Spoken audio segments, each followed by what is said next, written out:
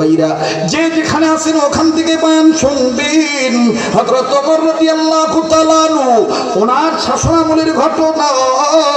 ওমর রাদিয়াল্লাহু তাআলা আনহু উনি যখন রাজ্যের দিক দায়িত্ব পালন করতেন, প্রেসিডেন্ট অবস্থায় আমিরুল মুমিনিন খলিফাতুল মুসলিমিন, আমার বন্ধুগণ সারাদিন যাওয়ার পরে রাত্রিবেলা ঈশার নামাজ আদায় করার পরে উনি টুকটুক টুকটুক করে গুড় করে হাঁটি হাঁটি পা পা করে রাজ্যের খবর নিতেন। গো আমার রাজ্যে কোনো লোক কোনো অসুবিধা আছে কিনা। আমিরুল মুমিনিন আল্লাহর কাছে কান্নাকাটি করে বলতেন, আল্লাহ আমার জীবদ্দশায় আমার এই জিম্মাদারি এলাকায় আওতার মধ্যে একটা কুকুরও যেন কষ্ট পায় না খায়া মরিয়া যায়। ও আল্লাহ একটা পশু যদি না খায়া মরিয়া যায়, কষ্ট পাইয়া দুনিয়া সারে কিয়ামতের ময়দানে তো আমার জবাব দেওয়া লাগবে। আরে বাবাজি, ওমর এইরকম চিন্তা চেতনা নিয়ে যখন রাজ্যের খবর নেওয়ার জন্য ঘুরিয়া